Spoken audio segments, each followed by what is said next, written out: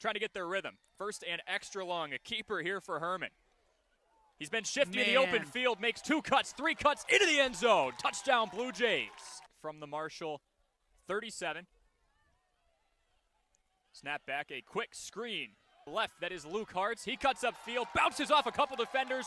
Nothing but green grass between him and the end zone. Touchdown. Are very obtainable. And there you go. The ball snapped through the legs. Herman just trying to do his best escape act here. He gets past the line of scrimmage, gets the first down, and cuts up the field. Herman at the 30. Herman 20. Herman 15 and wrestled back to about the 17. No business ending up on the part of the field that he did. Talk about a scramble drill on a broken play. Kleinheinz drops back. Heaves one near side. Looking for Temple again. And that ball is picked off. Dylan Brinkman. Throwing the motion man. Rolling out is Bryant. Balloon pass to the corner of the end zone. Touchdown, Golden Beavers. For Beaver Dam. 5 wide again. 3 to the right, 2 to the left for Eli Bryant. He gets the snap. Pump fakes near side to Seifert. Now looking deep for Freund. One-on-one. He's got him. Jeffrey Freund wrestled down in front of the 20-yard line. 21-7 your score on the Gruber Law Office's One Call, That's All scoreboard. Corey Sparks alongside Wally Lukashinsky. What a game so far. I know it's a cliche, but a 21-0 jump out in front by a Johnson Crick team we knew arguably nothing about because of the roster turnover, losing 5 of those 6 all-conference players. Then Marshall kind of comes back in the picture, but 2-possession lead for this team at home. I think they'll take it. Next, Temple is deep. Again, Lake Mills deferred. They'll get the ball to start us off here in the second half. Aye, aye, Captain. That's the first chant of the night. I'm not going to lie about it. That's a pretty great chance to start a football game. We are underway here from Lake Mills. Temple receives it back at his own 9. Cuts up towards the middle lane. Does a double move and then rolls back towards outside the numbers. He's still on his feet. A couple broken tackles, but not too much doing. Wrestled down at around the 25. Marshall started last week without the ball, and they spent the entire first quarter deep in their own territory. So at least a much better start here, Corey, where they're going to at least have a little bit better field position. And these are 2 offenses. Don't be deceived by the graphic. It says Lake Mills scored 21. 7 were from the offense, 14 from the defense. 2 offenses that would like to get it going a little bit more. But again, Lake Mills obviously very happy with that 21-12 result in week 1. Kleinheinz looking for a better performance today. Out of the pistol. Meyer behind him, and Bo Meyer has more yards on that rush than he did all of the first game. 9 rushes for 6 yards. That was a gain of 13. And Coach Kleinheinz made it a priority to bring him up today. Again, heart and soul kind of player. Really got to get him involved. Got to be able to run between the tackles today. Weren't able to do that last Thursday. And the big story as well, that offensive line, the reason that Brady Kleinheinz, who he said doesn't really want him running a whole lot, had 74 rushing yards. He had to get out of the pocket. There wasn't a pocket for longer than a couple seconds. Fresh set of downs from the 40. Kleinheinz takes it back up to Meyer. Another fullback dive. He lunges forward for a gain of about 5 or 6. That second effort that we saw Johnson Creek doing a lot to Marshall, we're seeing early on in a short sample size, Meyer powering through that contact. And you can tell in the first 2 carries, too, who are they avoiding? They are trying to run away from Max Rudebush. Yeah. Wherever he is, you go the other way. Yale commit, we found that out earlier this week. Absolute game wrecker. 63 tackles, 3 tackles for loss, a fumble recovery, a couple forced fumbles. All that on top of being a Division I commit, and he was an honorable mention in the conference. If that doesn't speak to the strength of the Capital Conference, I'm not sure what does. Second and medium here. Kleinheinz, little screen pass up the far side to Temple. He's got the first down and more, racing up the far sideline, tackled at about the 37 of Lake Mills. Marshall didn't see it a whole lot last week, but right now cruising. Well, and able to get rid of that ball with a lot of pressure in his face. Nathan Hahn came on the blitz, and he was a second late from potentially having a big sack there. It's a disruptive front 7. One that had a lot of success against Smolinski, had a pair of defensive touchdowns. There's guys who would be happy to do that in a year. He did it in week 1. One of those 2 icing the game with less than 3 minutes to go last week. Only were up 2 and put that one away with the extra point there as well. Clutch play and a fresh set of downs here from the 37. Little motion right to left, and Temple gobbled up by guess who? Get used to saying that tonight. Max Rudebush breaks through there. Was waiting for him, actually. Sitting there on the edge. He's a big guy, 6'5", 235, as you mentioned, Wally. But as you can see on that play, he can read very well. Coach Klein-Hines also was talking this week, just dealing with a little bit of injury concerns on the offensive line. A little small, so they're probably going to be playing a lot on the boundary today. And we haven't seen Klein-Hines, again, small sample size, under center yet. Likely going to get him in a lot of three-step drops. Just try and get rid of it quickly when he does throw it. Fake handoff to Meyer. He rolls out and tucks. Klein-Hines out in the open field. Shoestring tackle. That's going to be about third and medium. Klein-Hines with the keeper. Down on the play, number 5, Mason Fugelstad. And that was quite a tackle there. He had real estate on the right side.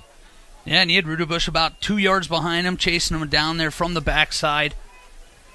Again, you're going to probably see a lot of that misdirection. Try to at least keep this defensive line on their heels. 8:50 to play in the first quarter. Scoreless here on the Gruber Law Office's one call, that's all scoreboard. Marshall going to have to get used to playing on the road. 3 of their first 4 games this season away from their home arena. 3rd and 5.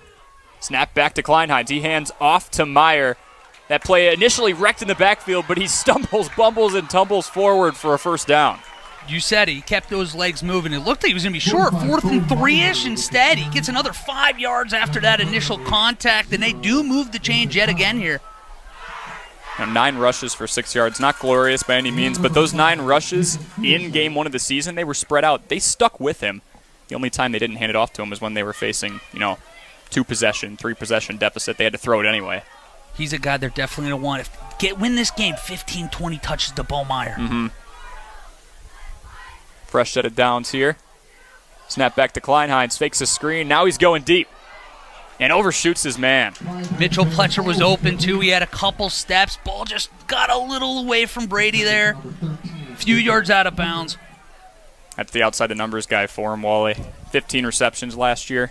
7 of them were in the end zone. Yeah, 412 yards. Again, in high school, very, very good season there. A second-team all-conference player in his own right. Both of these teams throwing the ball a decent amount. Klein-Hines a little over 1,200 yards last season through the air. Woleen over 1,400. That was good enough for 3rd in the conference. Expecting to see him pretty soon. 2nd and 10. Snap back, another hand up the middle. And a minimal gain for the Cardinals. A little surprised this early. We had been anticipating a lot of plays in the perimeter. Instead, they're kind of going right after this Lake Mills defensive line up the middle.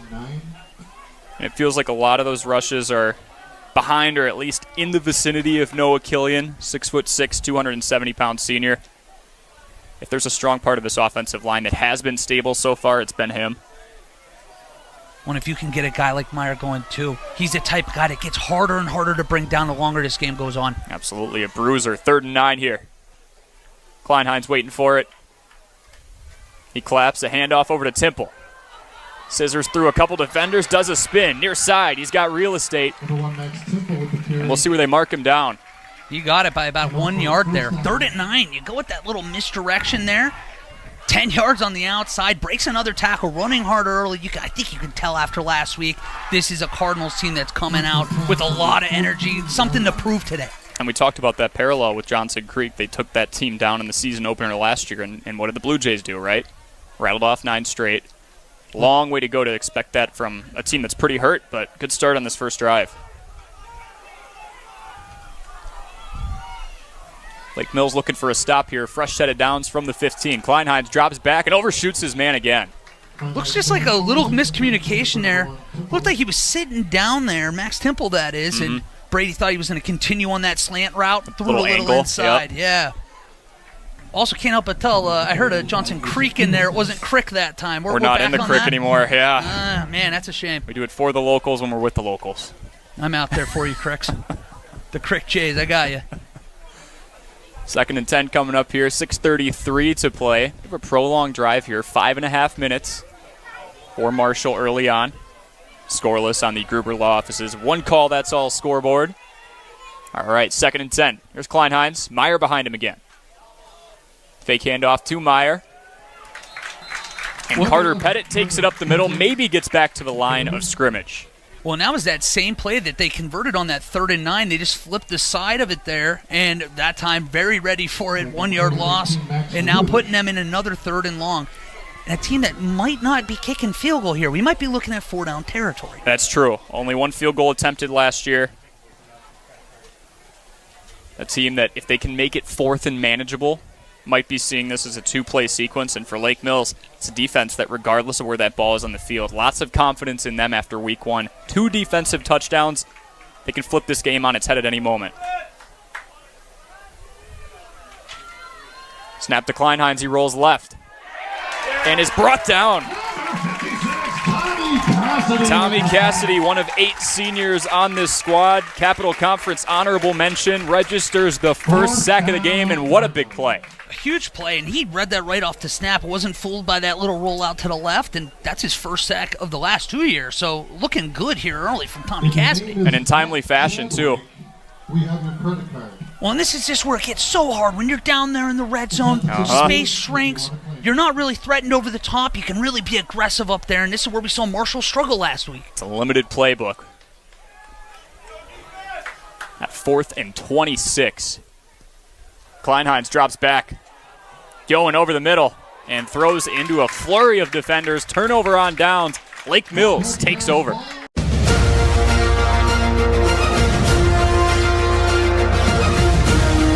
The Lomira Lions beat Manitowoc Lutheran in Level 2 of the Division 6 playoffs. Let's bring in head coach Brian Gregory ahead of his team's Level 3 matchup with Cedar Grove, Belgium. Coach, I'm looking back at the Level 2 contest and seeing Manitowoc Lutheran did have a scoop and score in the 4th quarter to make it a 1-score game at one point. Can you talk about your team's response and ability to ice the game at the end there? Yeah, I thought at times we played some really good football. We faced adversity multiple times. We got off to a good start, and then gave it back. So I thought our team's resiliency was a good sign for us. There was multiple times it was kind of back and forth, and by no means did we play our best football. But there was a lot of positives that we can take from that. And, our backs were against the wall a couple times, and I thought our team responded, and our senior leadership really, really shined at moments. So there's some stuff we can clean up, but there's some stuff we can definitely build off of moving forward. Coach, on the defensive side of the ball, Nathan Steinman registered 2 sacks and was very disruptive to that Manitowoc Lutheran offense. Can you just speak on his impact a little bit? Nate's a hard worker, great kid. He's put in the time, and it was cool for him to see him come out and put a performance together like he did on Friday night. He's one that's really worked hard and transformed his body and put himself in a position to have the year he's had. And it's just cool to see all that hard work and dedication pay off and kind of be the fuel we needed at times to make some big plays when we needed them most. You've talked to me before about how well-rounded this football team is. Going into Level 3, 8 teams left in the Division 6 playoff bracket. Coach, what separates a good football team from a team like this, where you guys are a couple of games away from playing state-level football? I think it just comes down to execution and a belief in what you're doing. The attention to details and how we do anything is how we do everything, and just preaching the little things on a daily basis, I think has put us in this position and on the cusp of doing something really special that hasn't been done in Lomira. So it's just a group that has a strong identity and a strong understanding, and the attention to details and what it takes to be good and do special things here. And I can't say enough good things about the group we have, and it's special to be able to work with a group of this caliber. Cedar Grove, Belgium is your next opponent here in Level 3 of playoff play. They're coming off of a performance where they ran for over 350 yards, 9 yards per carry. Does it help you a little bit when you are preparing for a team that kind of matches the persona of your own offense? You guys run the ball a ton too. Yeah, watching them on film, I think we're very similar in a lot of ways. And we know it's going to be a good test, and this is an extremely good football team that's been battle tested throughout the year. But at this point in a Level 3 in the state quarterfinal, this is exactly what you expect, and this is why we put in all the long hours and the hard work, is to be able to go out on the field Friday night and be in a position like this. And I think it's going to be a really cool atmosphere and a really cool opportunity for us. And the support we've received from the school district and the community has been awesome, and I expect a great crowd Friday night. But it's just something that we're just appreciative for the opportunity and we know we got to come out and play a good football game. But I really like where our group's at right now, and I like our chances. Coach, talking about that, this is going to be the first road game of the postseason for this Lions squad. What is your message to the fans who have not only supported you so far, but are considering making that trip and following this team's journey a step further? Yeah, it's cool to see. We have a fan bus opportunity, and we had an individual step forward and cover the charge of that. So just people really coming out and supporting and wanting to make it as accessible as possible. There's a definite buzz and a positive vibe around the community and the school right now, and a lot of people are excited to come out and support us. And we want to go out there and reciprocate that and make sure we put together a solid 4-quarter game. But the support is there, and it's pretty cool to see everybody rally around us. Another tough opponent, a 1 versus 2 seed scenario. Coach, has there been any emphasis or just point of contact in practice this week as you gear up for Cedar Grove, Belgium? Just attention to detail. Our good is good enough. With what we do and what we've been doing up to this point, our attention to detail and our focus needs to be at an all-time high. And I think our mental space and our mindset right now is exactly where it needs to be. We've had a really good week of practice, and I just like where this group is at right now. They're extremely focused, and it's a group that believes in themselves right now, and that's half the battle is just believing you can do it. And now it's going to come down to coming out and taking that belief and transferring it into execution on a play-in and play-out basis. Well, Coach, thank you very much for the time, and best of luck to you and those Lions in Level 3 of the playoffs. Awesome. Thank you. Appreciate it. That was head coach Brian Gregory ahead of Lomira's Level 3 showdown with Cedar Grove, Belgium. For 1430 ESPN Beaver Dam, I'm Corey Sparks.